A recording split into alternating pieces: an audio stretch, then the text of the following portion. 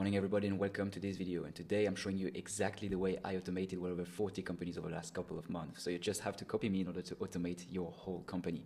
So basically the first question is why you should be automating in 2026. Well, not only I would say that your competitors already do, because they want to increase their margins, they want more revenue per people, and this is the right approach. Like, you don't want to automate in order to replace people, you don't want to automate in order to become lazy, you want to automate in order to increase margins, to bring more revenue per people within your team, so you don't have to hire as much as before, and you can just handle more revenue with the current team you have. You want to get like a leaner organization, more efficient, and you want to get rid of any human errors, which is basically a mess within a company. Now, what you should also keep in mind is that automations compound over time. So basically, when automation can be very, very beneficiary for a given period of time, like let's say within the first month, it will bring like 2K more, like 2K more, because you're going to be winning back a couple of hours that you price usually 2K. Now, the thing that's very beautiful about automation is that over time, it will just make infinite amount of money, because this is just like a recurrent save and a recurrent more money overall. Now, what you should also know is that some processes still need the human touch. You don't want to automate fully your whole organization. You want to focus on the right points, the pain points actually, and like where you can have the most impact with the automations. Now, you should also know that over-automating kills agility. So if your company is still growing a lot, if the processes are still moving here and there, you should be focusing on the ones that you are sure are going to remain the same, because otherwise you will lack agility, and actually you need to fix the process before automating. So if you're not like 100% sure on whether or not the process is the right process, you should probably not automate it yet, because when automated, you cannot really move it, otherwise you lose the automation. That's pretty simple to understand. Now, the last thing you should know is that AI cannot currently do everything, and that's very important to keep in mind. Like, there are some use cases. Let's say, for example, you want AI to handle all your sales calls, then your closing calls, and then like speak with the client. That's not doable today. I would not recommend it, because this is going to be like less efficient than you doing it yourself. So this is not the right thing to do, in my opinion. Now, let's talk about the table of content of today's video. So I will show you firstly, how to audit your company in order to find the right automations, in order to identify the top priorities, and in order to like get rid of the fake good ideas, you know, the ones that seem shiny but are not really efficient in the end. So this is going to be our first part. Then we'll focus on which tools you should rely on when it comes to automations. Then we'll be talking about how to develop your own automations, of course, how to maintain and improve your automations, and most importantly, one thing that is overlooked most of the time is how to train your teams to use the systems you put into place, because it's very important that your team actually relies on the automations you set. Now, those things said, why you should be listening to me today? Now, the short answer to that is that I am well experienced in the automations. Like, I am leading a company in France, which is an agency of like whatever 5 people. We helped whatever 40 companies, as I said, to automate the processes. We build like fancy N8N workflows like that. If you know what that means, if you don't know, that's the purpose of this video. And yeah, we're just very active in the French market. This is like an agency we created a while ago, and we are willing to enter new markets. That's why this video is in English, for example. But yeah, we're pretty like installed in French. So yeah. Now, speaking about the audit phase, like how to know if an automation should be your priority or not. The first thing you need to do is to calculate the financial impact. So you have the proper return on investment of each automation. And for doing that, there are kind of 2 ways. The first is when you automate stuff you already do, which is extremely easy to compound like the ROI over time, because the only question is like how much time will that save and what's the price of those hours. If you compound that, you get the return on investment over time, and this is like always big amounts of money. Because for example, if you automate something that is very easy, that only costs like, I don't know, $200 a month, that's like a couple of Ks a year, and over 10 years, that's infinite amount of money. That's the pure greatness about automations. Now, the second scenario is when you automate stuff you don't already do. When you do so, you have to focus on by how much X would increase and what's the financial impact of that, so you can compute the ROI over time. Now, what that means, let's take an example. For example, let's say you want to automate your lead acquisition, like your outreach systems. The question you should be asking yourself is like, by how many new leads will that make on average? And then what's my closing rate, so I can compute the ROI over time. Same with like, let's say you want to automate handling the project or like client reportings, by how much the client satisfaction would increase doing that, and then what would be the churn rate, and you can compute the ROI over time as well with that method. Now, if you apply all of those to your business, you will get the return on investment and the financial impact of the thing. But there's a second component that is extremely important when it comes to automating, and it's the ease of implementation, because with that you have always a risk of no ROI, because if the automation doesn't work, if like the ROI is not good, if like, I don't know, your expectations are higher than what the technology currently offers, you will end up with like systems broken that brings no money within your company. So this is extremely important to ask yourself also those questions.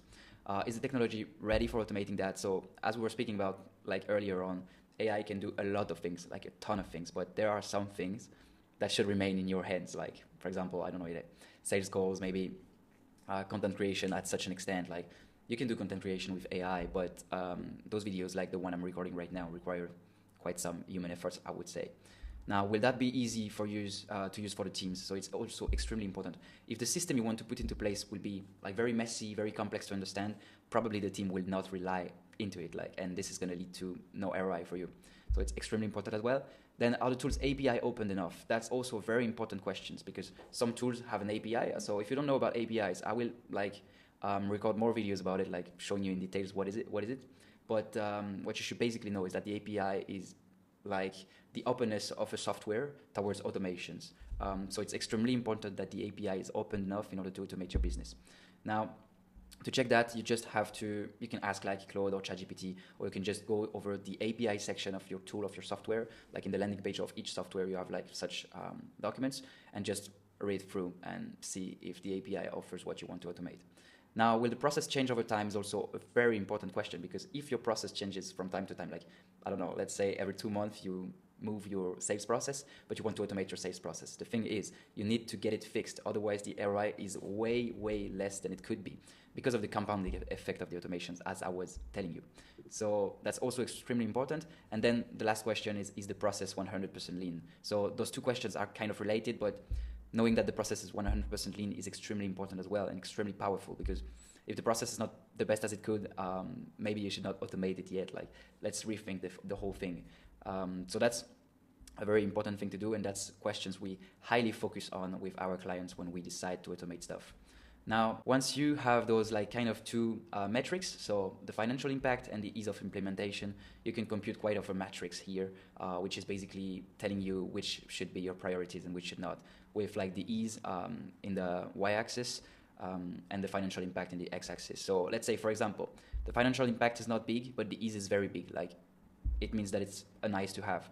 Now, if the financial impact is very big and the easy is also like very nice, it's a quick win. You should go for it. Like, this is the top priority you should be focusing on, because it's easy to implement, fast to implement, and like big ROI. Now, you have other ones with like big financial impact but less ease. Let's say, for example, you want to automate like your slide reportings, your client onboarding, like the full thing.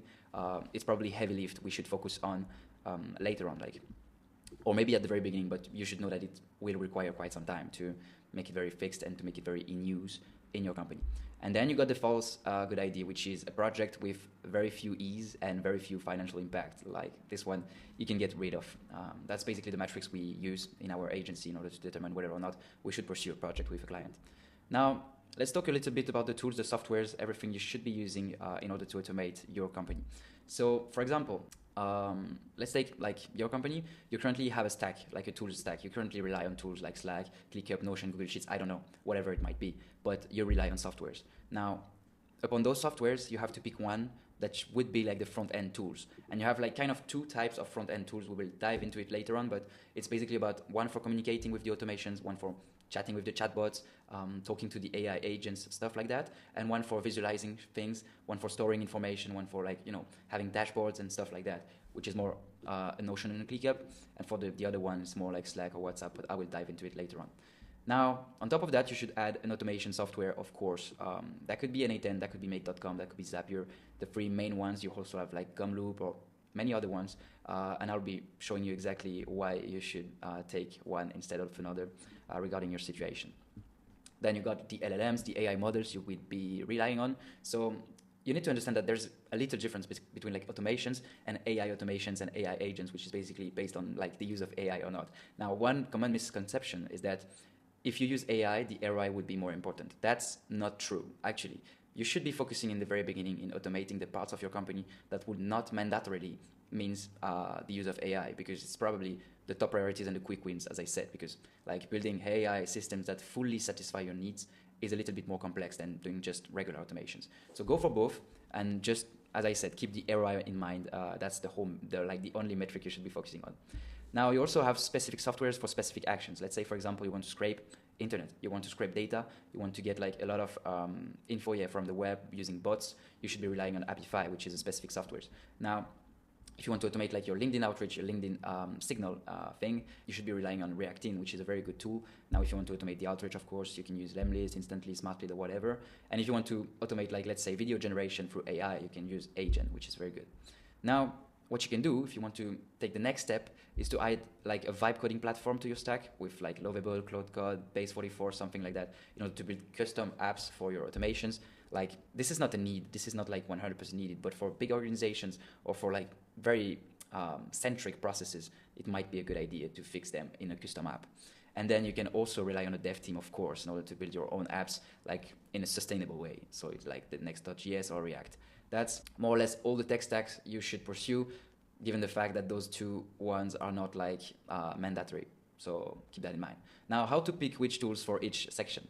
First, the automations. You got like the three big ones, as I said, N8N, Make.com, and Zapier. The big difference here is about the price first, the flexibility, and the self-hosting like way. So you should always go for N8N. That's the short answer to the thing. But well, you can read here. I put like all the pros and cons of each tool. The only thing with Make.com is that it's a little bit easier to handle and to learn. So I would recommend that if you want to automate your business on your own.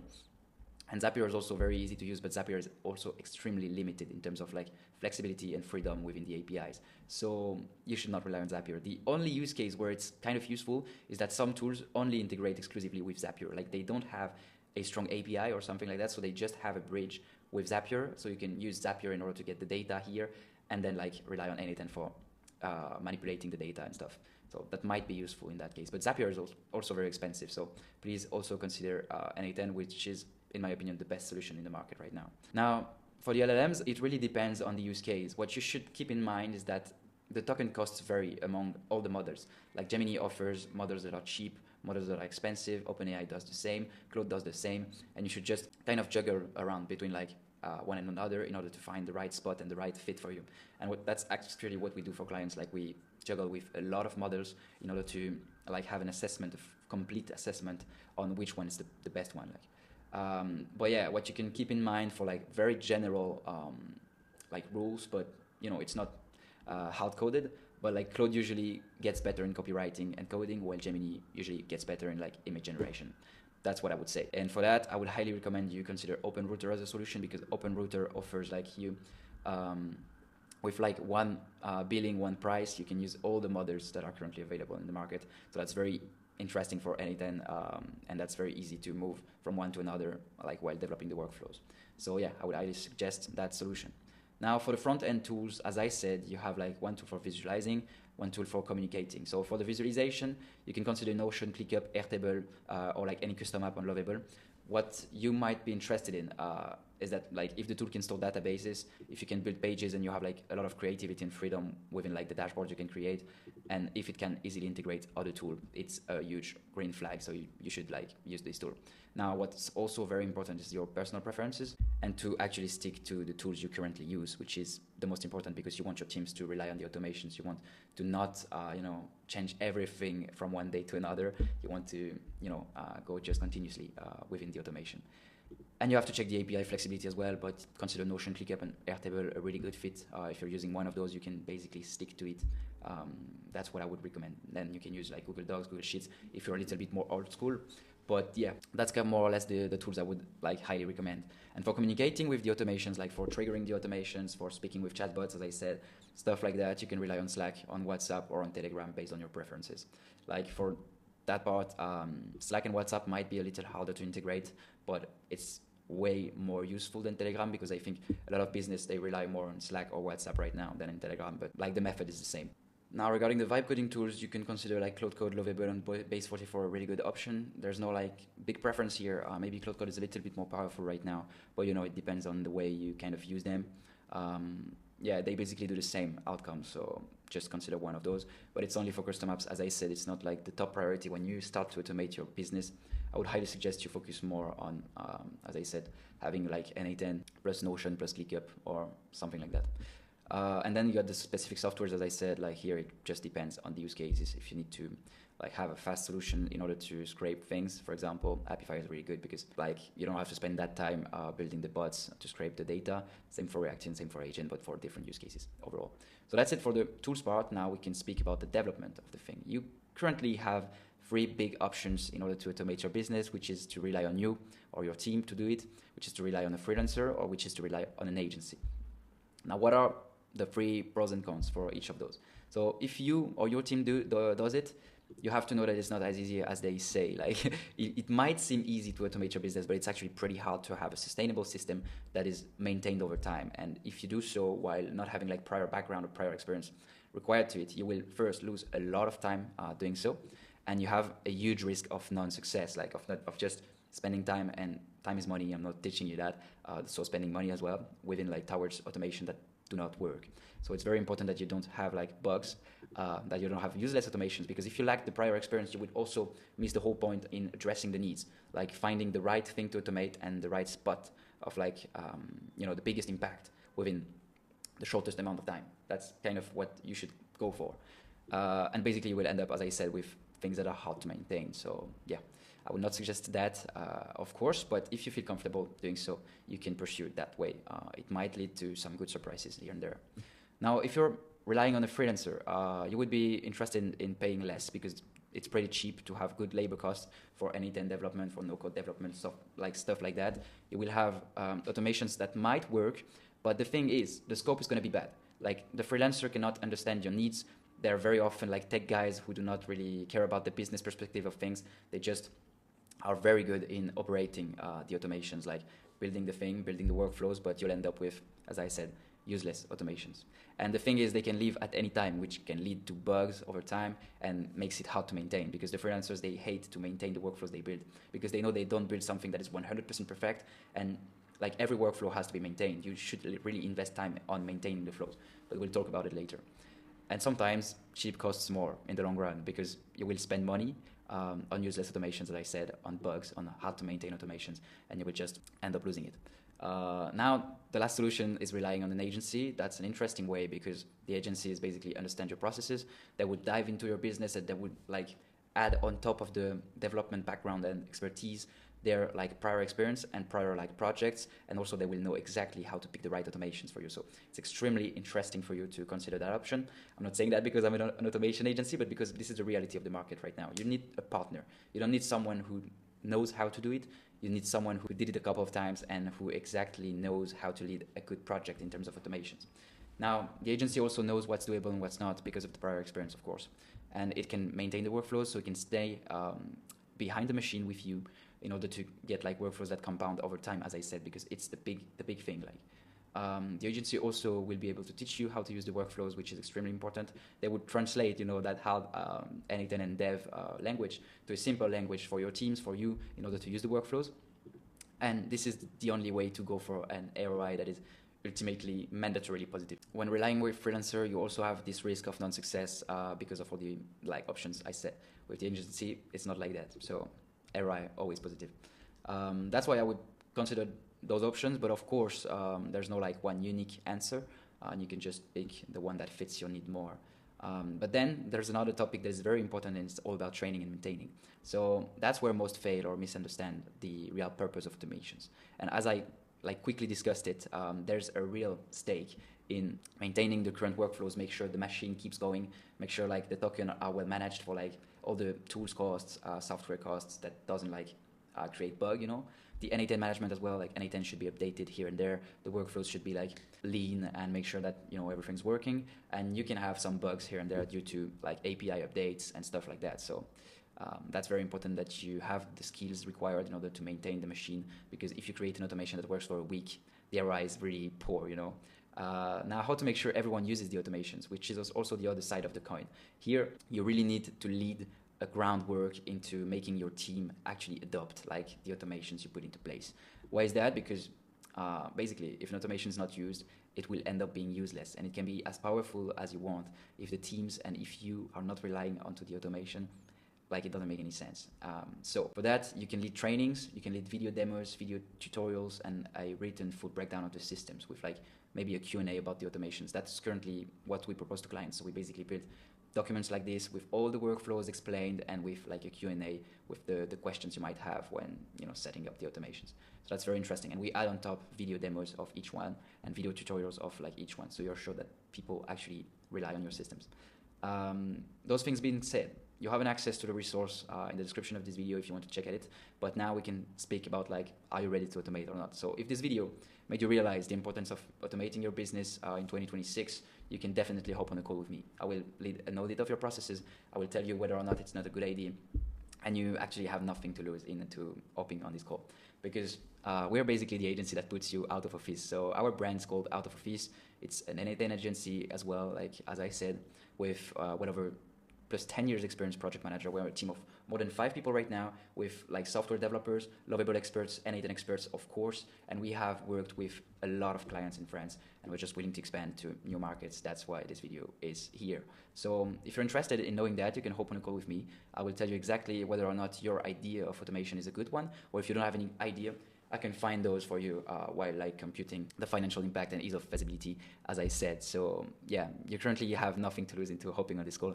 I think it might be the best decision of your year if you want to beat your competitors in 2026, if you want to get faster where you want to go, and if you want to just like build a leaner organization, making you rely less on people and more on tech. So that's currently like what you should be doing in 2026. Now, thank you very much for listening to me. If you have any question, feel free to drop a comment on this video. You can also add me on Instagram. I will put the link below. I'm replying to all the messages.